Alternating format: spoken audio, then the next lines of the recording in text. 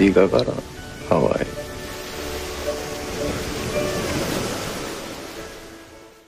김어준의 뉴스공장.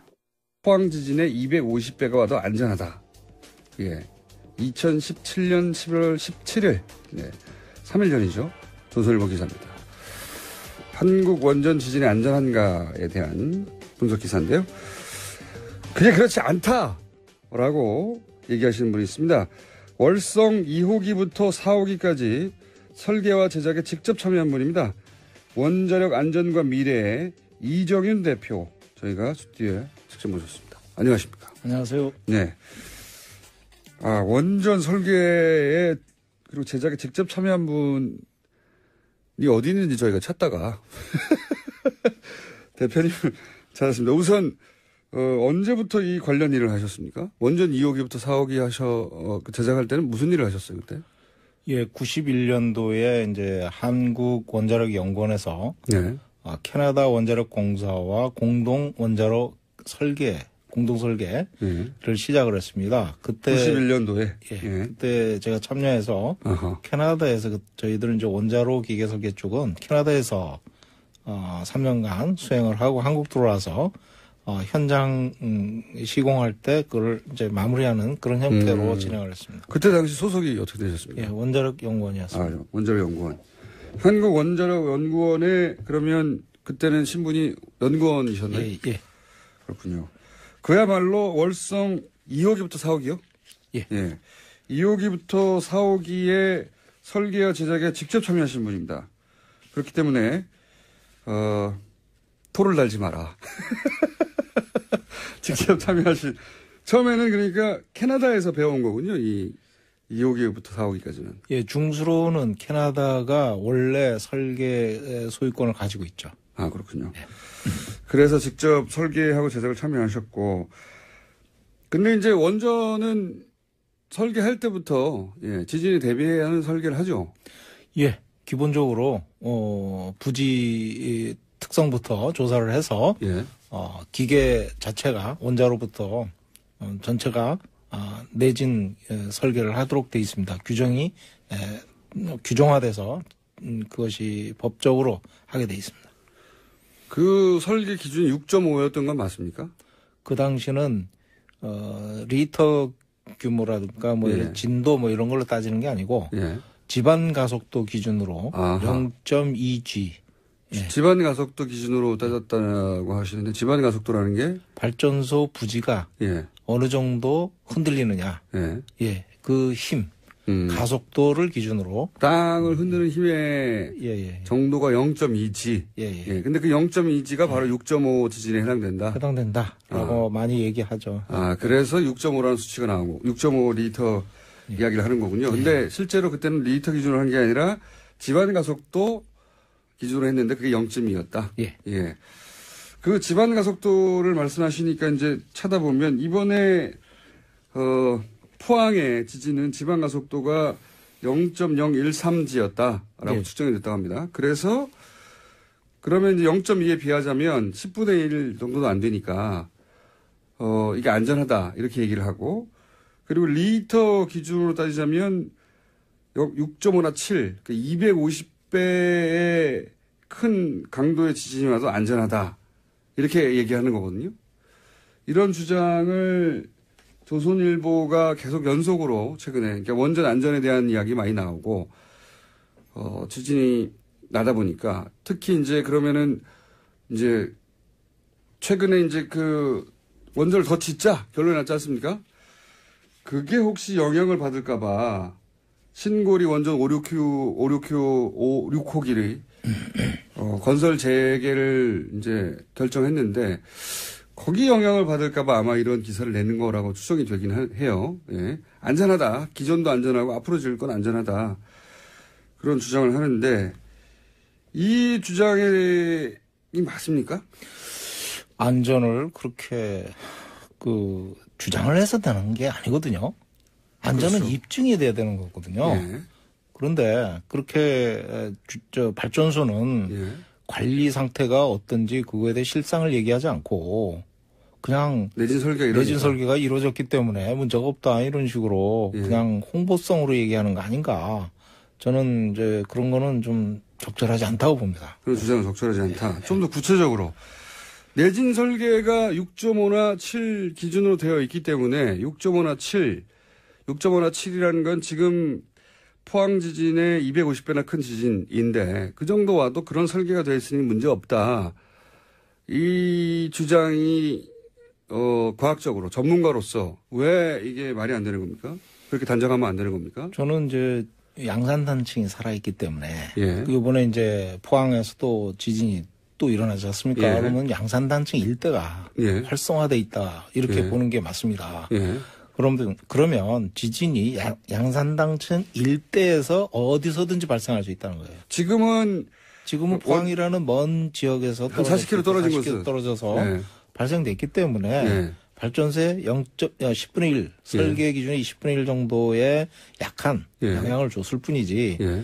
그 운에 따라서는 발전소 근처에서 터질 수도 있는 거고 그렇죠. 그렇지 않습니까? 그렇게 되면 언제든지 위협을 가할 수 있는 그런 양산단층이 바로 옆에 지나가고 있기 때문에 예. 만반의 준비를 해야지 무조건 안전하다 이렇게 얘기할 상황은 아니라고 봅니다. 그러면 지금 뭐 지진의 강도가 뭐 5.0이다, 6.5에 한참 못 미친다, 5.3이다 이렇게 하는 건 중요한 건 그 지진의 리터 수치가 아니라 지방 가속도로 어느 정도로 영향을 주느냐에 결정이 됩니다. 그런데 그거는 진원이 그럼 원전이 얼마나 가까이 있느냐에 영향을 받는다. 그렇죠. 그리고 그것과 예. 또 토양 상태에 따라서 토양의 특징, 특징에 따라 전파되는 게 얼마나 소프트한 흙이냐, 아니면 강한 단단한 지반이냐 여기에 따라서 좀 다르거든요. 그것도 다르고. 그래서 이제 발전소에 영향을 주는 거는 발전소에 미치는 지방 가속도, 그 지진에 의해서 전파되어 온 지방 가속 얼마나 흔드느냐 이게 영향을 받거든요. 그게 제일 중요한 거거든요. 그러니까 진원이 뭐 가까이 있을 수도 있고 먼데도 있을 수도 있고 멀리 있으면 당연히 영향이 작겠죠. 아무리 뭐 후쿠시마 원전 사고 9.0까지 일어났지만은 우리나라에 미친 영향은 크지 않았거든요. 당시에 진동이. 그러니까 리터 기준으로 자꾸 얘기하는데 이렇게 얘기하면 안 되고 그럼 착시를 일으키고 중요한 것은 지진이 일어나서 얼마의 가속도로 땅이 흔들리냐가 중요한데 그게 0.2 기준으로 돼 있는데 이것은 지진이 원전에서 얼마나 가까이서 벌어졌느냐 그리고 그 집안의 특징이 어떠느냐 이런 걸 따져야 되는데 이거는 리터 기준만 가지고는 측정할 수 없는 거다. 그건 단지 이제 지진이 얼마나 크게 왔다. 이거를 이제 객관적으로 서로 상대적으로 이해를 할 수 있는 그 수치고요. 원전에 미치는 영향은 그 원전에 얼마나 가까이에서 그런 지진이 왔느냐 또는 발전소의 부지에 얼마나 가속도가 크기로 왔느냐 이게 더 중요합니다. 그러면 예를 들어서 이번 지진이 원전 바로 아래서 있었다 혹은 바로 근처에 있었다 그러면 지금처럼 아무 문제가 없는 게 아니라 어떤 문제가 있을 수도 있는 그런 가능성을 따져봐야 되는 거네요. 가능성 있다고 봐야죠. 그러니까 이제 0.2G로 설계를 한 거죠. 무섭네요. 그러면 지진이라는 게 이제 인간이 예측할 수가 없기 때문에. 예측할 수 없습니다. 현재 기술로는 예측할 수 없기 때문에 운이 좋았다. 이번에는. 표현할 수도 있는 거네요. 그러니까 이제 만반의 준비를 해야죠. 그러면 6.5, 7 이렇게 말하는 내진 설계 기준 자체는 우리가 믿을 수 있습니까? 원전이 지금 6.5나 7 기준으로 설계되어 있기 때문에 그런 지진이 와도 안전하다라고 이제 단정적으로 계속 얘기하고 있는데 설계를 해보신 분들은 어떠세요? 이론적으로는 설계를 그렇게 했으니까. 이론적으로는? 제작 시공도 완벽하게 돼서 현장에 완벽한 상태로 설치가 되고 작동이 될 때는 맞는 얘기입니다. 근데 사람이 하는 일이라서 항상 감시를 해야 되거든요. 그래서 설계 자체부터 독립적으로 검토를 해서 이 설계가 제대로 되는지 확인을 해야 되고 그것이 현장에 제작을 들어갈 때 제작이 제대로 되는지 품질 감사를 하고 그다음에 그것이 현장에 설치될 때도 품질 검사를 하게 돼 있거든요. 그래서 정비할 때도 마찬가지고 그런 완벽한 상태가 돼야 그것이 맞는 얘기지. 사실 0.2G만 하더라도 상당히 높은 수준의 예. 지방 가속도이기 때문에 일단 현장의 상태 예. 그것이 굉장히 중요합니다. 설계가 그렇게 됐다. 그것만 가지고는 이렇게 확정적으로 말하면 안 된다. 예. 근데 이거를 검증하는 데가 한수원 아닙니까? 검증하는 거는 사실은 한수원이 이제 품질 검사를 통해서 예. 확인을 하고 여러 가지 검증 시스템이 있습니다. 예. 근데 중요한 거는 한수원에서 발주한다는 거예요. 돈이 어디서 나오냐가 중요하거든요. 예. 그러면 독립성 문제인데 예. 예를 들어서 품질 검사를 하라 하고 한수원이 고용을 해서 품질 검사를 시키는 건데 함선이 제작도 하고 예를 들면 끝에 감리도 하고 다 해버린다는 거죠. 돈 주고 다 하는 거예요, 자기네들이. 모든 걸 다 감독해버리는 거예요. 별도의 감독기관이 따로 있는 게 아닙니까? 이거? 그거는 원자력 안전위원회. 예. 예, 거기 규제기관이 킨스라는 이제 기술원이 있거든요. 거기서 예. 조사 평가를 하는데 그게 독립기관이거든요. 사실 예. 법적으로 돼 있습니다. 예. 근데 실제로 지능 중심으로 하다 보니까 이쪽 조직이 굉장히 취약하죠.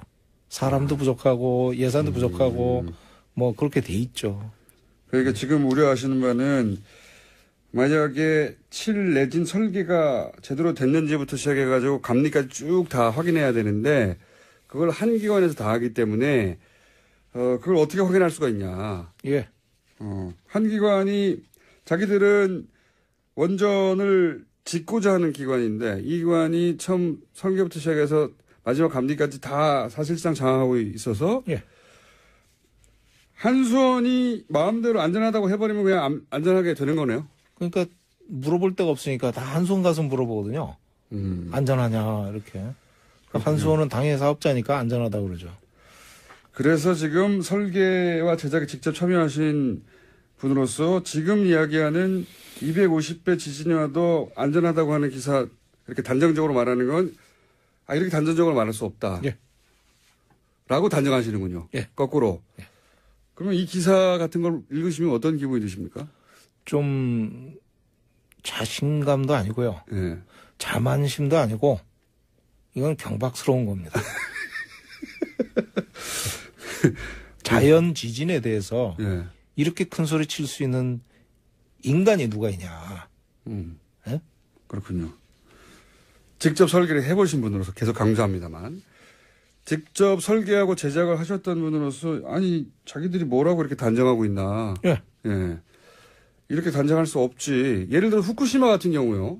그러면 인간이 안전하다고 단정한 일본 같은 경우에 뭐 지진에 관한 정보가 가장 많은 곳인데도 불구하고 후쿠시마는 큰 사고가 났지 않습니까? 후쿠시마 사고는 어떻게 된 겁니까? 좀 설명해 주십시오.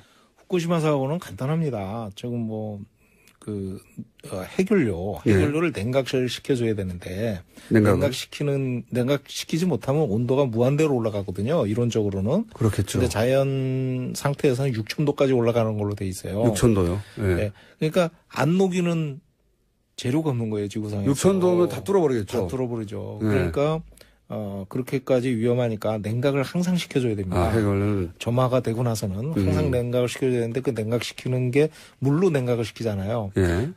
그러면 펌프를 돌려야 되는데 펌프가 전기가 필요하거든요. 그렇죠. 그럼 전기를 공급하는 게 외부 전원이 있습니다. 외부 전원. 예. 지금 송전선을 통해서 다 들어갑니다. 전기가. 예. 그래서 그 외부 전원에 의해서 냉각을 시켜줄 수가 있고. 물을 돌려줘야 되는데. 예. 두 번째는 외부 전원이 상실됐을 때는 예. 내부 전원으로 이제 발전기로 이제 돌리거든요. 예. 근데 외부 전원이 1차 지진에 의해서 넘어져 버렸어요. 우선 송전탑이 넘어져 버렸어요. 지진이 나서 예. 그 원전이 뽀개진 게 아니라 송전탑이 넘어간 거군요. 그냥 1차적으로. 예, 송전탑이 넘어가서 그래서 전기가 안 들어왔다. 전기가 안 들어간 거예요. 전기가 안 들어가니까 시킬 수가 없어서. 그러니까 비상 발전을 해야 되잖아요. 그렇죠. 그걸 하고 있었는데 쓰나미가 와서 침수를 시켜버려요. 그러니까 냉각 기능이 안 된 거죠. 저는 자세히는 모르고 어떻게 생각했냐면 쓰나미 와가지고 건물을 무너뜨려가지고 이게 이제 뭐 껍데기가 뽀개졌다든가 뭐 그렇게 유출됐나 보다 했는데 그게 아니라 그냥 전기가 안 들어온 거군요. 예. 그리고 또 한 가지는 지진이 왔을 때 9.0 지진이 왔을 때 발전소 설비들이 어떤 malfunction이라는데 이제 이상 기능을 예. 수행하고 또는 배관이 터지거나 뭐 이런 내용이 있었는지는 밝혀지지 않았습니다. 조사가 안 된 것 같아요. 무슨 얘기냐면 화재 진압하고 사고 난 거를 수습하느라고 급급했지. 네. 지진이 왔을 때 설비들이 잘 돌아갔다 이렇게 얘기를 하거든요. 사실 진짜 잘 돌아가는지 확인이 안 되는 거예요. 그건 확인이 안 됐다. 근데 확인이 된 것은 한마디로 말해서 전기 공급이 안 돼서. 그렇죠. 지금 확인할 수 있는 거는 전기 공급이 안 됐다. 지진 때문에. 아하. 이게 사실 생각보다 지금 내진 설계라는 게 건물 자체가 버틴다 이것만 생각하고 있었는데 그게 아니라 전기 공급선이 끊어지면 그것도 사고 나는 거군요. 이번 사건이 그겁니다. 후쿠시마 사건의 핵심은 냉각을 시키는 전기가 끊어져서 이렇게 됩니다. 아니 그거는 그보다 더 낮은 지진으로 일어날 수 있는 거 아닙니까? 재수가 없으면 말씀하셨듯이. 말씀 그렇게 하시면 뭐 그럴 수도 있는 겁니다. 약간 공학적으로는 견딜 수가 있어야죠. 공학적으로는. 예. 근데 이제 송전탑이 너무 큰 지진에 의해서 무너졌다는 거. 우리나라도 송전탑이 내진 설계가 돼 있느냐. 이런 걸 사실 면밀히 따져볼 필요도 있습니다. 발전 설비만 가지고 얘기를 하는데. 그러네요. 전기가 공급 안 되면 자동차에 냉각수 안 들어가면 퍼지는 거하고 똑같은 거 아닙니까? 정확하십니다. 단순하게 생각하면. 냉각수 떨어지면 자동차 퍼지거든요. 엔진. 근데 그 정도가 아니라 여기는 6,000도니까 그게 아무거나 다 뚫고 나가버리는 거군요. 그래서 방사능이 유출된 거다. 그렇게 생각을 바꾸고 나면 원전을 안전하다고 단정하기는 진짜 어려운 거네요. 어떤 자연재해가 있을지도 모르니까. 원자력 발전소는 자연재해를 생각을 해보면 우리가 인간으로 할 수 있는 게 아니잖아요. 그러면 항상 경각심을 가지고 봐야 됩니다. 무조건 안전하다 홍보하는 거는 이거는 안전을 위하는 행위입니다. 그래서 저희 원자력 안전과 미래에서는 그런 행위에 대해서는 좀 가차없이 이렇게 얘기를 하는. 과거에 원전을 설계하고 직접 제작하셨지만 지금은 원자력의 안전과 미래를 생각하시는 이게 좀 NGO인 거죠? NGO의 대표가 되신 특별한 계기가 있으십니까? 후쿠시마 원전 사고 이후에 정부가 우리나라가 이제 원전 부품 위변조 사건에 이제 휘말렸거든요. 그때 이제 상당히 많은 분들이 이제 뭐랄까요? 구속되고 막 이랬었는데 그런 사건을 수사하고 문제가 있을 때 이제 정부가 내놓은 대책이 원전 구매 제도 개선 위원회고 그다음에 이제 여러 가지 그 해외 품질 검증을 하겠다. 해외 기관에 이런 여러 가지 대책을 내놨는데 그게 형식적이라는 거예요. 전문가가 보시기에 야 이렇게 해가지고 되느냐 이게. 전부 홍보성이고. 여기서 홍보성이라는 건 예를 들면 원전을 계속 짓고자 하는 사람들을 위한 홍보라는 얘기죠. 그렇죠. 그러니까 거기 참여하신 분들이 개개인으로 보면 굉장히 훌륭하신 분들입니다. MIT 나오고 이렇게 굉장히 화려한 경력을 가지신 분들이지만 그분들이 원전 부품 구매 위변조 또는 구매 개선을 위해서는 까다로운 원자력 품질과 품질 시스템과 그다음에 구매 입찰 제도를 이해를 하고 있어야 돼요. 근데 그 둘 중에 하나라도 경험을 가지고 있으신 분이 하나도 없는 거예요. 개인적으로 경험들은 화려해요. 훌륭하신 분들이죠. 근데 그분들이 그렇게 해서 팀을 구성해 놓으면 그분들이 어떤 결과를 내놓을 수 있겠습니까? 자기들은 사실은 실제 그 절차를 모르는데. 모르죠. 그래서 한마디로 말하면은. 그래서 정부에 제대로 된 얘기를 해주는 조직이 있어야 되겠다고 저희가 구성을 해서 활동을 들어갔거든요. 이게 여기 NGO는 그러니까 원자력을 직접 설계하거나 제작하거나 그 현업에 계셨던 분들이거든요. 실무자고로 줍니다. 그렇군요. 돈은 안 되겠습니다. 우리나라 원자력계는 저희 보고 그래요. 너희들은 우리 아군 아니다. 우리 편 아니다. 그래, 우리 편 당연히 아니지. 우리는 안전을 얘기하니까. 그래서 객관적으로 보겠다 그랬더니 그럼 적군이네. 그래서 적군으로 몰렸습니다. 적군으로 몰리신 것까지는 제가 보기에는 원전을 계속 짓고자 하는 분들 입장에서 당연한 것이고, 뭘로 먹고 삽니까, 이 단체는? 그냥 개기고 있습니다. 아니, 제가 말씀을 듣다 보니까, 이분들은 뭘로 먹고 살까 생각이 걱정이 돼가지고, 그러시군요. 그러면, 이 조선일보가 조선일보만이 아닙니다만은 근데 조선일보 대표적으로 이런 기사를 너무 많이 쏟아내가지고 조선일보를 예를 들어서 말씀드리는 건데 며칠 전에도 말씀드렸다시피 포항 지진 250배가 와도 안전하다고 완전 단정하고 있으니까요. 그래서 저희가 모셨는데 이런 조선일보가 이 기사를 계속 쏟아내는 이유는 뭡니까 그럼? 글쎄요, 뭐 광고주를 우대한다고 생각을 하기도 하고 광고주를 우대한다. 네, 두 번째는 원자력이 굉장히 애국주의적이고 민족주의적인 성향이 강합니다. 왜냐하면 전 세계 어딜 가도 원자력을 하겠다는 나라는 전부 좀 국방 쪽 또는 국가 애국적인 그런 힘이 굉장히 강하거든요. 예, 그런 쪽의 세력들은 예, 그러다 보니까 이제 이런 원자 폭탄 뭐 비슷한 거 이렇게 연관 기술인데 이런 거를 왜 또는 잘 갖고 가지고 수출해 가지고 해야지 뭐 이런 돈의 관점에서 예. 실제 조선일보가 광고를 많이 받습니까? 전번에 한번 데이터 나온 거 보니까 제일 많이 받던데요. 국회에서 조사 한번 한 것 같습니다. 신문에도 나오고.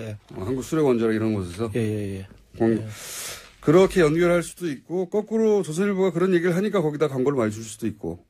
두 가지 다입니다. 두 가지 다. 그리고 친원전 쪽이에요. 지금까지 쭉 보면 조선일보는 친원전 쪽입니다. 그러다 보니까 이렇게 단정적인 기사를 썼는데 그 기사를 보고 이게 말이 되냐. 저는 친원전 반원전이 아니거든요. 근데 친원전을 하더라도 이렇게 하면 안 됩니다.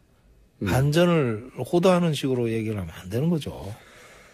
우리가 애초에 왜 이 양산단층 있는 쪽에다가 이렇게 원전을 많이 지었습니까? 하필이면? 양산단층이 활성화돼 있다고 보지를 않았죠. 처음에.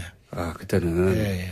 그때는 우리나라는 지진이 안 일어난다고 생각하고. 최근에 5.0 이상 나온 게 작년에 울산 앞바다에 처음 나왔죠. 사실 양산단층이 그 뒤에 그 전부터 이제 학설 또는 여러 가지 주장들이 활성화돼 있다 이렇게 얘기가 많이 나왔었죠. 사실은. 그랬는데 실제로 작년부터 5.0 이상이 4번이나 나왔죠. 지금까지. 그러니까 여기다가 잔뜩 원전을 지었을 당시만 하더라도 대표님도 우리나라 여기 뭐 지진 없어 이렇게 생각하신 거죠?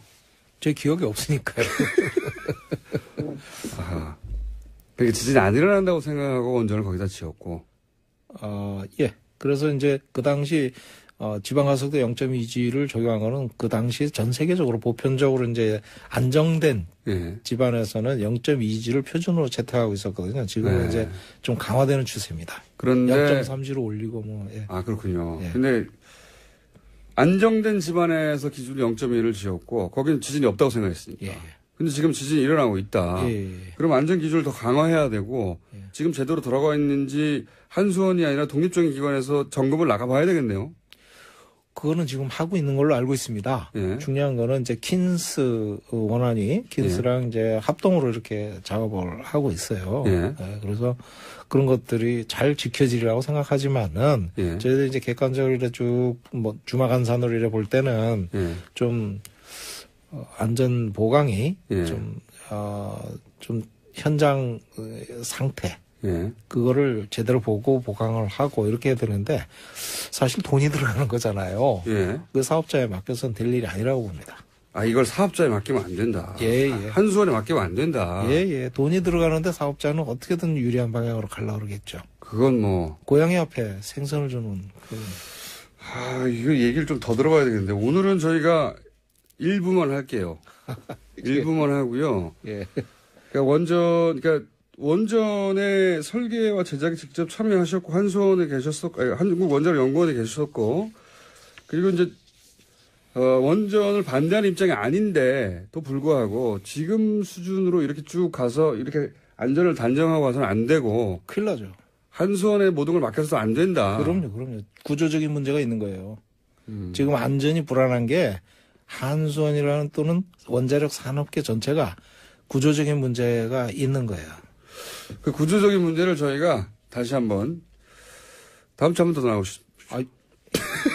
대전에 계신 분인데 저희가 멀리 오셨는데 이 얘기거리가 아주 긴 이야기거리네요.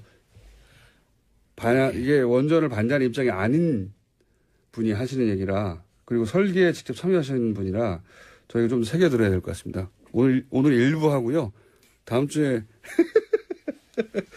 대전에 계시고 지금 안전과 미래 먹거리도 제대로 장만이 안 된다고 하는데 또 오시라고 해가지고 지금까지 1부입니다. 원자력 안전과 미래의 이정윤 대표였습니다. 감사합니다. 예, 감사합니다.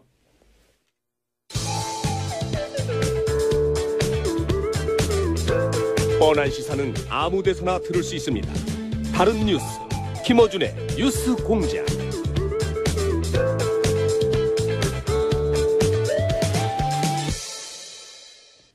불친절한 AS.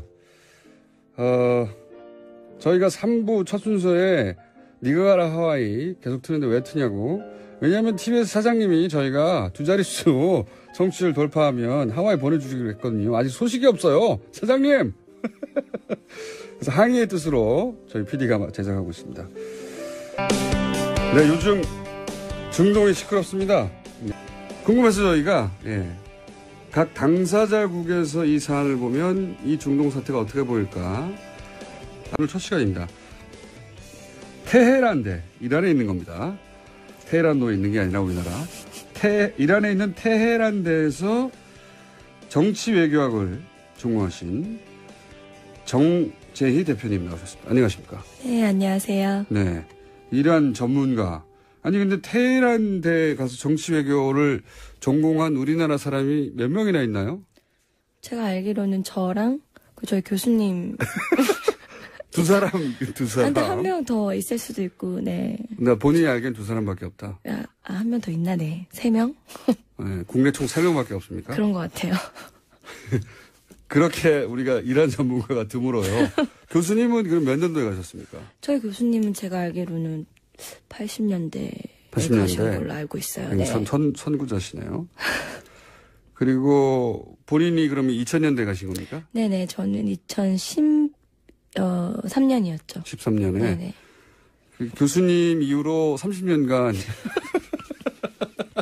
아무도 내가 테헤란대에서 정치외교 공부했는데 이란 가서 정치외교 해볼 생각이 있어. 아무리 물어봐도 아무도 안 간 거죠. 30년간. 안 간 거고 본인이 드디어. 본인은 왜 선택하셨어요, 이렇게? 저는 사실 원래 정외과를 가려고 했던 건 아니고요. 예. 그 이슬라믹 페미니즘 전공을 하고 싶었는데, 예. 외국인을 안 받아준다고, 그래가지고 이제 몇 개 중에 골랐어요. 그렇군요. 어쩌다가 골라서 이란 대학교 정치외교학과를 전공하시고, 네. 그 이후로 5년간 계속 계셨다면서요? 네네, 거기서 석사는 한 3년 정도 했고요. 그 앞에 이제 어학연수 좀 했고요. 그래서 총 한 5년 정도. 근데 우리나라에서 이렇게 이란어를 전공하고 이란에 오래 살고 하는 그래서 이런 전문가가 된 분들이 적죠, 실제. 네, 많이 없죠. 그러니까 본인이 이란 전문가로 활동하시고, 이란 전문가로서 지금 그럼 통역 같은 걸 하시는 겁니까? 네, 저는 이라나토즈라는 회사를 운영하고 있고요. 네. 이라나토즈는 이제 이란어 전문 통번역 회사고, 그리고 뭐 기업들의 이제 서비스 제공하기도 하고요. 컨설팅이나 시장 조사나.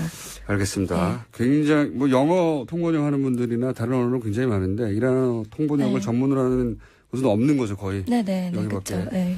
그래서 저희도 찾다가 왜냐하면 중동 사태는 궁금한데 이걸 직접 얘기해 줄 전문가가 그렇게 생각처럼 많지 않더라고요. 자, 오늘 하실 역할은 이란의 관점에서 보는 겁니다. 네네. 철저하게. 저희가 이제 한국말을 잘하는 이란 분을 모실까도 싶었는데 그분도 한국 사정을 잘 모르니까 그래서 한국 분으로서 이란에 빙의하여 이란의 입장에서 이 사안을 설명을 좀 해주십시오. 그리고 가장 최근까지 계셨으니까. 네. 예. 우선 우리가 이란에 대해서 잘못 알고 있는 게 있습니까? 이란에 대해서 잘못 알고 있는 점은 굉장히 많은 것 같아요. 일단 우리나라 사람들이 이란이라는 나라를 볼 때 일단 미국의 프레임으로 이제 보는 측면이 많으니까. 잘못 알고 거 대표적인 몇 가지만 짚어주세요. 뭐 잘못 알고 있는 거 가장 기본적인 거라고 하면 아랍과 다르다는 점을 들 수가 있고요. 인종도 다르고 언어도 다르고. 인종도 다르고 언어도 다르고 문화도 사실 다르고 다 다르죠. 아랍이라는 개념 자체가 민족적인 개념인 거라서 그래서 오히려 그쪽하고 많이 싸웠죠. 여기는. 그렇죠. 고대로부터 계속해서. 그리고 되게 어떻게 보면 이란인들 눈으로 보면은 자기네들이 문화를 주고 다 갖다 준 사람들이란 말이에요. 원래 아무것도 없었던. 이란인들은 그렇게 생각합니까? 그렇죠. 이란인들은 아무것도 없었는데 우리가 다 문화를 유목민이었는데 우리의 문화를 주고 뭐 심지어 이슬람이 들어간 이후에도 이슬람 문화의 발전은 이란인들이 담당을 했다고 생각하는 측면이 스스로. 있거든요. 네. 그러니까 그쵸. 다른 관점 말고 계속 이란의 관점에 대해서 얘기죠. 그러니까 이란 사람들은 아랍을 우리가 미개한 아랍을 가르쳤다고 그쵸. 생각한다. 아하. 그래서 일단 인종적으로도 문화적으로 다르고 언어도 완전 다른 완전 거죠. 다르고요. 네네.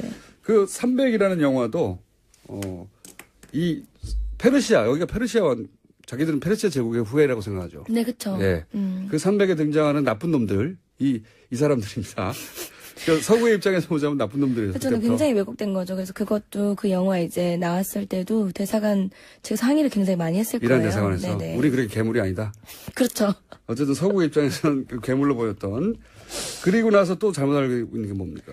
사계절이 있어요. 아, 사막이 아니에요? 굉장히 쉬운 건데 사계절이 있어서 특히 테헤란은 서울이랑 위도가 굉장히 비슷해요. 아하. 서울에 눈 오면 테헤란에도 눈 오고 서울에도 비 오면 테헤란에 눈 오는 건데 맨날 뭐 사막에 사냐 거기 택시 있냐 낙타 타고 다니냐 막 이런 아하. 여기는 완전히 사계절이 있어서 우리하고 거의 비슷하다. 네, 비슷해요. 날씨가. 그리고 아랍이 아니다. 또 뭐 있습니까? 또 생각보다 굉장히 안전한 나라라는 것도 들 수 있을 것 같고요. 제 생각에는 유일하게 막 이런 거 얘기하면은 뭐 이렇게 위험 조장하지 마라. 뭐 거기 엄청 위험한 나라인데 보내가지고 큰일 나면 어떡하냐 막 이런 말씀하시는 분들 있는데 실제로 굉장히 안전해요. 그래서 여자분이 혼자 가셔서 여행하셔도 크게 무리가 없는 나라고 그것도 굉장히 오해 많이 하시더라고. 위험한 뭐 전쟁 중인 거 아니냐. 왜냐하면 그 지역 전체가 불안하다고 생각하고 네, 있으니까요. 그렇죠, 그렇죠. 그래서 이란은 아랍하고 묶여서 중동으로 들어가고 거기는 항상 전쟁이 있고 내전이 있고 그런 네네. 나라 IS. 네. 근데 그런 치안이 좋은 국가다. 네, 치안이 잘 돼 있어요. 약간 어떻게 보면 약간 독재 국가라고 볼 수도 있기 때문에 네. 치안이 잘 돼 있어서 안전하고 그리고 막 미국인을 뭐 실제로 보곤 하면 뭐 굉장히 싫어하고 반감을 반미국가. 예. 네, 가지고 있고 그럴 거라고 생각하는데 오히려 국민들 개개인으로 보면은 미국에 대한 뭐 선망, 갈망 이런 것도 굉장히 큰 나라라고 볼 수 오히려 있고 네. 젊은 세대는 특히. 재밌더라고요 그런 점이. 네. 그러니까 우리가 잘못 알고 있었던 점들이 그러하고 자, 이거 벌써 이 얘기는 하면 엄청나게 길어질 얘기들이라 이제 오늘은 맛배기로 여기 볼 거예요. 최근에 이란하고 사우디하고 네. 한참 부딪히고 있지 않습니까? 네네. 이란과 사우디가 부딪히기 시작한 건 언제입니까? 언제부터입니까? 뭐 원래도 그렇게 유쾌한 사이는 아니었겠지만 이란에서 이제 1979년에 이슬람 혁명이 터지게 되면서 이란은 굉장히 자기네들의 역할을 지위를 공고히 하게 된단 말이죠. 왜냐하면 우리는 이슬람 혁명을 통해서 그것도 시민들의 자발적인 혁명을 통해서 정당성을 가지고 있는 정권을 수립한 나라인데 왕정이 아니라 네, 이제 왕정에서 쿠데타를 어떻게 보면 일으켜가지고 쿠데타가 아니죠. 혁명을 일으킨 거죠. 네. 그래가지고 이제 시민들의 지지를 받았으니까. 그렇죠. 시민들의 지지를 받았으니까 그래서 이제 정권이 생기게 된 건데 사우디 입장에서 보면 자기네들이 굉장히 뭔가 이슬람 국가의 전제 왕권 국가죠. 예, 그렇죠. 여전히. 이슬람 국가에서는 굉장히 왕정이고 권위를 가지고 있는 나라인데 우리 메카를 가지고 있는 나라잖아요. 예. 그런데 이슬람의 성지 메카. 그렇죠. 근데 그 이슬람 혁명이 이란에서 일어났단 말이에요. 그러니까 굉장히 자존심이 상할 수도 있을 거고. 그 왕정 입장에서는 불안했겠죠. 그렇죠. 그런 혁명이 전파돼서 네네. 자기들 왕권이 뒤집어지면 안 되니까. 네네. 그런 혁명 이념의 수출이라든지 그런 것들도 아마 두려웠을 것 같고요. 순위 시아파의 문제도 물론 있는데 그건 워낙 많이 나왔으니까. 그렇죠. 근데 사실 제가 봤을 때는 순위 시아파 문제는 굉장히 적은 거라고 생각해요. 종파 간의 갈등은. 네. 실제로 거기서 겪기로는. 네, 실제로는 사실 뭐 시아파 사람들도 순위파 사원에 가서 얼마든지 기도를 할 수 있고. 아, 그래요? 네, 그런 거에 그렇게 닫혀 있지 않아요. 실제로 순위 시아 보면 서로 죽이려고 그러지 않아요? 그렇지 않아요. 실제 가서 보면? 다 무슬림이기 때문에 사실 형제라고 생각을 하고 이걸 정치적으로 이용하는 사실 패권 문제인 거지. 누가 더 강력해질 수 있느냐 하는 중동 순위 시아는 안에서. 그 안에서 명분으로 사용하는 거지. 네네, 그쵸. 실제 순위시아 그 각각의 사람들이 서로를 막 실제로 적대시하고 표면적으로 그런 건 느껴지지 않는다. 네네, 그런 건 아닌 거죠. 네. 적어도 이란 내에서는. 이란 내에서도 그렇고 사실 다른 무슬림들도 아마 그렇게 생각할 거예요. 이란에서 방문 관계자분들이 이제 한국에 오셔서 기도를 하고 싶어 하시는 경우가 있는데 그러면 이제 이태원에 사원이 있잖아요. 거기를 안내해드리면 그럼 제가 장난을 치죠. 여기 순위파 사원이다. 괜찮겠냐. 전혀 no problem. 전혀. 네. 생각하는 만큼 적대심이 강한 게 네, 아니군요. 개개인에 대한 그런 적대심이라든지 종파 간의 갈등은 사실 심하지는 않다고 볼 수 있을 것 같아요. 최근에 그러면 이란의 입장에서 설명해 주세요. 네. 최근에 이란하고 사우디가 이제 대결 국면이고 각각 자기들 힘을 이제 결집시키고 있고 그러면서 예를 들어 카타르 단교, 뭐 레바논 총리 사퇴 이런 문제들을 이란 입장에서는 어떻게 받아들입니까? 이란이랑 사실 사우디 갈등에서 봤을 때 서로 1대1로 맞짱을 뜨기보다는 뭔가 자기의 세력을 굉장히 공고히 해서 대리전을 펼치고 있는 그렇죠. 거예요? 대리전으로 가는 양상이 있는 것 같아요. 제가 봤을 땐. 그래서 카타르 단교도 사실 마찬가지고 카타르라는 국가는 원래 약간 애매했거든요. 완전 사우디 편도 아니고 이란 편도 아니었던 건데 사우디 입장에서는 그 스탠스도 별로 마음에 안 들었던 거예요. 카타르한테. 확실히 해라 입장은. 그렇죠. 그래서 어떻게 이란은 그럼 이걸 어떻게 받아들여요? 정말 어이없어 하는 거죠. 대체 무슨 왜 카타르랑 그렇죠. 단교? 그리고 이란은 보시면 굉장히 그런 정치적인 국면에서 잘 빠져나가고 머리를 굉장히 잘 써요. 어떤 그리고 의미에서 잘 국익이 쓴다는 제일 거예요? 중요한 나라인 거죠. 국익은 다 중요한데 어떻게 머리를 잘 쓴다는 예를 들어 봐주세요. 현명한 것 같아요. 예를 들어서 그 핵 협의를 봐도 협상을 봐도 사실 이란은 어떤 걸 위반한 적이 한 번도 없거든요. 그거는 그렇죠. 실제로 국제사회는 그렇게 얘기하고 있죠. 네네네. 트럼프가 오히려 이 핵 합의 문제에 있어서는 우긴다고 이렇게 국제사회는 말하고 있는데 네네네. 그러면 이렇게 IAEA 보고서를 준수하는 것도 빌미를 주지 않으려고 하는 거다? 그렇죠. 이란 입장에서는 전혀 자기네들은 그 명분이 생기는 거죠. 사우디는 정말로 미워해요? 사우디 정말 미워하나? 그걸 되물어보시면 어떡합니까? 사우디를 미워하는 것 같진 않아요. 근데 왜냐면 일단 그래도 국가는 이슬람 국가 같은 이슬람 국가고 예. 사실 사우디랑도 보면 굉장히 신기한 게 이렇게 정치적으로는 사우디랑 뭔가 적대적인 관계 있는 것 같지만 이란 사람들이 또 메카로 가장 성지 순례를 많이 가지 않을까요? 아 그렇다. 네. 개인 단위에서 사우디를 미워한다는 걸 느껴본 적은 없다. 네네 그렇죠. 개인 단위에서는. 네네네.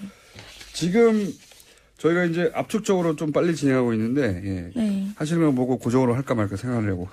근데 압축적으로 그럼 이란이 최근에 그 뭡니까 시아파 벨트는 우리나라 사실 언론들이 만든 용어고 시아파 초승달이라고 부르죠. 네, 초승달 벨트. 네, 초승달이라고 부르는데 초승달 벨트도 우리나라 벨트라는 단어는 없어요. 그냥 얘기할 때 실제로는. 근데 어쨌든 지금 그러면 이란이 그 지역에서 급부상하고 있는 건 맞죠? 네, 그렇죠. 그런 시아파를 묶어가지고. 네네네. 그렇죠?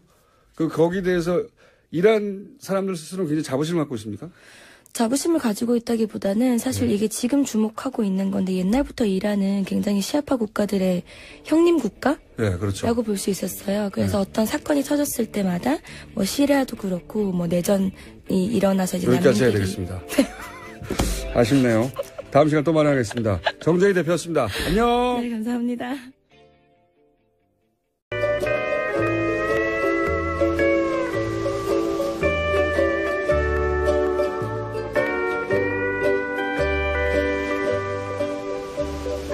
네가 가라 하와이.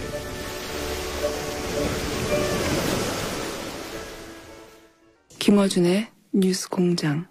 포항 지진의 250배가 와도 안전하다. 예. 2017년 11월 17일. 네. 3일 전이죠. 조선일보 기사입니다. 한국 원전 지진이 안전한가에 대한 분석 기사인데요.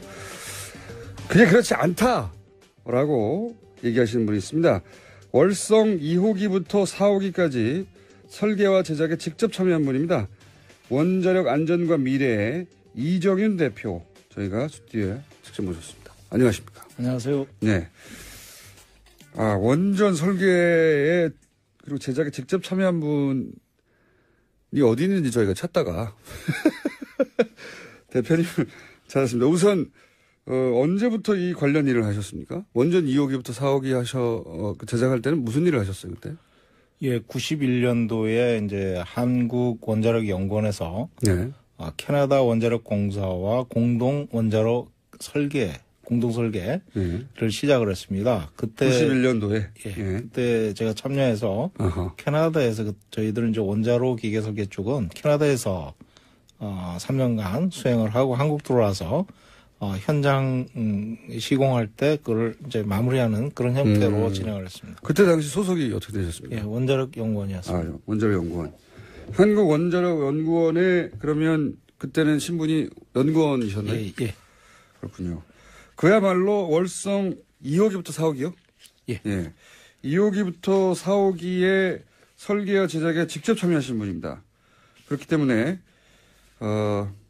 토를 달지 마라. 직접 참여하신. 처음에는 그러니까 캐나다에서 배워온 거군요. 이 2호기부터 4호기까지는. 예, 중수로는 캐나다가 원래 설계 소유권을 가지고 있죠. 아, 그렇군요. 예. 그래서 직접 설계하고 제작을 참여하셨고. 근데 이제 원전은 설계할 때부터 지진에 대비하는 설계를 하죠. 예, 기본적으로 부지 특성부터 조사를 해서 기계 자체가 원자로부터 전체가 내진 설계를 하도록 돼 있습니다. 규정이 규정화돼서 그것이 법적으로 하게 돼 있습니다. 그 설계 기준이 6.5였던 건 맞습니까? 그 당시는 리터 규모라든가 뭐 이런 진도 뭐 이런 걸로 따지는 게 아니고 집안 가속도 기준으로 0. 지금은 포항이라는 먼 지역에서 한 40km 떨어진 곳은 떨어져서 발생됐기 때문에 발전소에 10분의 1 설계 기준이 10분의 1 정도의 약한 영향을 줬을 뿐이지 그 운에 따라서는 발전소 근처에서 터질 수도 있는 거고 그렇죠. 그렇지 않습니까? 그렇게 되면 언제든지 위협을 가할 수 있는 그런 양산단층이 바로 옆에 지나가고 있기 때문에 만반의 준비를 해야지 무조건 안전하다 이렇게 얘기할 사항은 아니라고 봅니다. 그러면 지금 뭐 지진의 강도가 뭐 5.0이다, 6.5에 한참 못 미친다, 5.3이다 이렇게 하는 건 중요한 건 그 지진의 리터 수치가 아니라 지방 가속도로 어느 정도로 영향을 주느냐에 결정이 됩니다. 그런데 그거는 진원이 그럼 원전이 얼마나 가까이 있느냐에 영향을 받는다. 그렇죠. 그리고 그것과 또 토양 상태에 따라서 토양의 특징, 특징에 따라 전파되는 게 얼마나 소프트한 흙이냐, 아니면 강한 단단한 집안이냐 여기에 따라서 좀 다르거든요. 그것도 다르고. 그래서 이제 발전소에 영향을 주는 거는 발전소에 미치는 지방 가속도, 그 지진에 의해서 전파되어 온 지방 가속 얼마나 흔드느냐 이게 영향을 받거든요. 그게 제일 중요한 거거든요. 그러니까 진원이 뭐 가까이 있을 수도 있고 먼데도 있을 수도 있고 멀리 있으면 당연히 영향이 작겠죠. 아무리 뭐 후쿠시마 원전 사고 9.0까지 일어났지만은 우리나라에 미친 영향은 크지 않았거든요. 당시에 진동이. 그러니까 리터 기준으로 자꾸 얘기하는데 이렇게 얘기하면 안 되고 그럼 착시를 일으키고 중요한 것은 지진이 일어나서 얼마의 가속도로 땅이 흔들리냐가 중요한데 그게 0.2 기준으로 돼 있는데 이것은 지진이 원전에서 얼마나 가까이서 벌어졌느냐 그리고 그 집안의 특징이 어떠느냐 이런 걸 따져야 되는데 이거는 리터 기준만 가지고는 측정할 수 없는 거다. 그건 단지 이제 지진이 얼마나 크게 왔다. 이거를 이제 객관적으로 서로 상대적으로 이해를 할 수 있는 그 수치고요. 원전에 미치는 영향은 그 원전에 얼마나 가까이에서 그런 지진이 왔느냐 또는 발전소의 부지에 얼마나 가속도가 크기로 왔느냐 이게 더 중요합니다. 그러면 예를 들어서 이번 지진이 원전 바로 아래서 있었다 혹은 바로 근처에 있었다 그러면 지금처럼 아무 문제가 없는 게 아니라 어떤 문제가 있을 수도 있는 그런 가능성을 따져봐야 되는 거네요. 가능성 있다고 봐야죠. 그러니까 이제 0.2G로 설계를 한 거죠. 무섭네요. 그러면 지진이라는 게 이제 인간이 예측할 수가 없기 때문에. 예측할 수 없습니다. 현재 기술로는 예측할 수 없기 때문에 마음대로 안전하다고 해버리면 그냥 안전하게 되는 거네요. 그러니까 물어볼 데가 없으니까 다 한수원 가서 물어보거든요. 안전하냐, 이렇게. 한수원은 당해 사업자니까 안전하다고 그러죠. 그래서 지금 설계와 제작에 직접 참여하신 분으로서 지금 이야기하는 250배 지진이 와도 안전하다고 하는 기사 이렇게 단정적으로 말하는 건 이렇게 단정적으로 말할 수 없다. 예. 라고 단정하시는군요. 예. 거꾸로. 예. 그러면 이 기사 같은 걸 읽으시면 어떤 기분이 드십니까? 좀 자신감도 아니고요. 예. 자만심도 아니고 이건 경박스러운 겁니다. 자연 지진에 대해서 예. 이렇게 큰 소리 칠 수 있는 인간이 누가 있냐. 예? 그렇군요. 직접 설계를 해보신 분으로서 계속 강조합니다만 직접 설계하고 제작을 하셨던 분으로서 자기들이 뭐라고 이렇게 단정하고 있나. 예. 예. 이렇게 단정할 수 없지. 예를 들어 후쿠시마 같은 경우요. 그러면 인간이 안전하다고 단정한 일본 같은 경우에 뭐 지진에 관한 정보가 가장 많은 곳인데도 불구하고 후쿠시마는 큰 사고가 났지 않습니까? 후쿠시마 사고는 어떻게 된 겁니까? 좀 설명해 주십시오. 후쿠시마 사고는 간단합니다. 지금 해결료를 냉각을 시켜줘야 되는데 냉각시키지 못하면 온도가 무한대로 올라가거든요. 이론적으로는. 그렇겠죠. 근데 자연 상태에서는 6,000도까지 올라가는 걸로 돼 있어요. 6,000도요? 네. 네. 그러니까 안 녹이는 재료가 없는 거예요, 지구상에서. 6,000도면 다 뚫어버리겠죠. 다 뚫어버리죠. 네. 그러니까 그렇게까지 위험하니까 냉각을 항상 시켜줘야 됩니다. 해결을. 점화가 되고 나서는 항상 냉각을 시켜줘야 되는데 그 냉각시키는 게 물로 냉각을 시키잖아요. 예. 그러면 펌프를 돌려야 되는데 펌프가 전기가 필요하거든요. 그렇죠. 그럼 전기를 공급하는 게 외부 전원이 있습니다. 외부 전원. 예. 지금 송전선을 통해서 들어갑니다. 전기가. 예. 그래서 그 외부 전원에 의해서 냉각을 시켜줄 수가 있고. 물을 돌려줘야 되는데. 예. 두 번째는 외부 전원이 상실됐을 때는 예. 내부 전원으로 이제 발전기로 이제 돌리거든요. 예. 근데 외부 전원이 1차 지진에 의해서 넘어져 버렸어요. 우선 송전탑이 넘어져 버렸어요. 지진이 나서 예. 그 원전이 뽀개진 게 아니라 송전탑이 넘어간 거군요. 그냥 1차적으로. 예, 송전탑이 넘어가서 그래서 전기가 안 들어왔다. 전기가 안 들어간 거예요. 전기가 안 들어가니까 시킬 수가 없어서. 그러니까 비상 발전을 해야 되잖아요. 그렇죠. 그걸 하고 있었는데 쓰나미가 와서 침수를 시켜버려요. 그러니까 냉각 기능이 안 된 거죠. 저는 자세히는 모르고 어떻게 생각했냐면 쓰나미 와가지고 건물을 무너뜨려가지고 이게 이제 뭐 껍데기가 뽀개졌다든가 뭐 그렇게 유출됐나 보다 했는데 그게 아니라 그냥 전기가 안 들어온 거군요. 예. 그리고 또 한 가지는 지진이 왔을 때 EG. 예. 집안 가속도 기준으로 따졌다고 하시는데 집안 가속도라는 게 발전소 부지가 어느 정도 흔들리느냐. 예. 그 힘. 가속도를 기준으로 땅을 흔드는 힘의 정도가 0.2G. 근데 그 0.2G가 바로 6.5 지진에 해당된다라고 많이 얘기하죠. 그래서 6.5라는 수치가 나오고 6.5 리터 이야기를 하는 거군요. 근데 실제로 그때는 리터 기준으로 한 게 아니라 집안 가속도 기준으로 했는데 그게 0.2였다. 예. 그 집안 가속도를 말씀하시니까 이제 찾아보면 이번에 포항의 지진은 지방 가속도가 0.013G였다라고 측정이 됐다고 합니다. 그래서 그러면 이제 0.2에 비하자면 10분의 1 정도도 안 되니까 이게 안전하다 이렇게 얘기를 하고 그리고 리터 기준으로 따지자면 6.5나 7, 250배의 큰 강도의 지진이 와도 안전하다 이렇게 얘기하는 거거든요. 이런 주장을 조선일보가 계속 연속으로 최근에 그러니까 원전 안전에 대한 이야기 많이 나오고 지진이 나다 보니까 특히 이제 그러면은 이제 최근에 이제 그 원전을 더 짓자 결론이 났지 않습니까? 그게 혹시 영향을 받을까봐 신고리 원전 5,6호기를 건설 재개를 이제 결정했는데. 거기 영향을 받을까봐 아마 이런 기사를 내는 거라고 추정이 되긴 해요. 예. 안전하다. 기존도 안전하고 앞으로 지을 건 안전하다. 그런 주장을 하는데 이 주장이 맞습니까? 안전을 그렇게 주장을 해서 되는 게 아니거든요. 안전은 그렇죠. 입증이 돼야 되는 거거든요. 예. 그런데 그렇게 발전소는 관리 상태가 어떤지 그거에 대해 실상을 얘기하지 않고 그냥 내진 설계가 이루어졌기 때문에 문제가 없다 이런 식으로 그냥 홍보성으로 얘기하는 거 아닌가. 저는 이제 그런 거는 좀 적절하지 않다고 봅니다. 그런 주장은 적절하지 않다. 좀 더 구체적으로.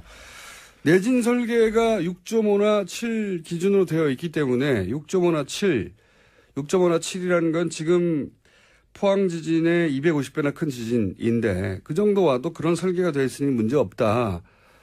이 주장이 과학적으로 전문가로서 왜 이게 말이 안 되는 겁니까?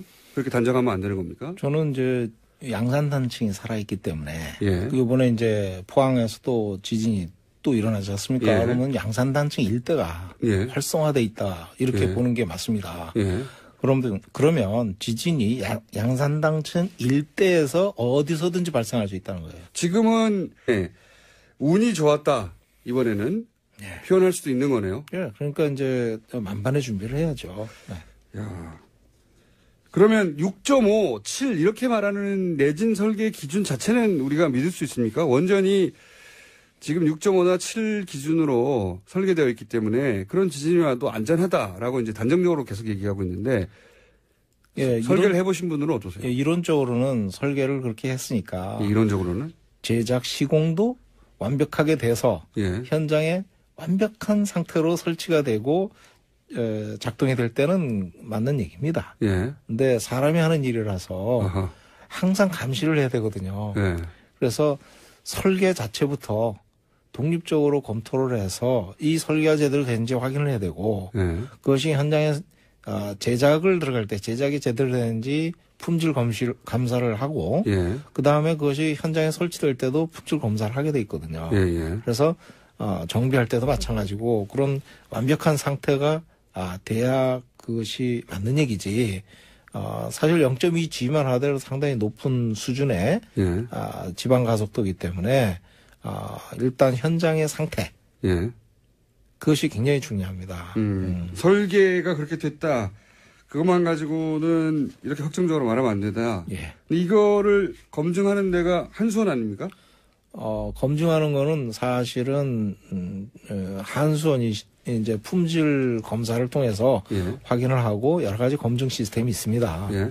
근데 중요한 거는 한수원에서 발주한다는 거예요. 돈이 어디서 나오냐가 중요하거든요. 예. 그러면 독립성 문제인데 예. 예를 들어서 품질 검사를 하라 하고 한수원이 고용을 해서 품질 검사를 시키는 건데 함선이 제작도 하고 예를 들면 끝에 감리도 하고 다 해버린다는 거죠. 돈 주고 다 하는 거예요, 자기네들이. 모든 걸 다 감독해버리는 거예요. 별도의 감독기관이 따로 있는 게 아닙니까? 이거? 그거는 원자력 안전위원회. 예. 예, 거기 규제기관이 킨스라는 이제 기술원이 있거든요. 거기서 예. 조사 평가를 하는데 그게 독립기관이거든요. 사실 예. 법적으로 돼 있습니다. 예. 근데 실제로 지능 중심으로 하다 보니까 이쪽 조직이 굉장히 취약하죠. 사람도 부족하고 예산도 부족하고 뭐 그렇게 돼 있죠. 그러니까 지금 우려하시는 바는 만약에 7 내진 설계가 제대로 됐는지부터 시작해가지고 감리까지 쭉 다 확인해야 되는데 그걸 한 기관에서 다 하기 때문에 그걸 어떻게 확인할 수가 있냐. 예. 한 기관이 자기들은 원전을 짓고자 하는 기관인데 이 기관이 처음 설계부터 시작해서 마지막 감리까지 다 사실상 장악하고 있어서 예. 한수원이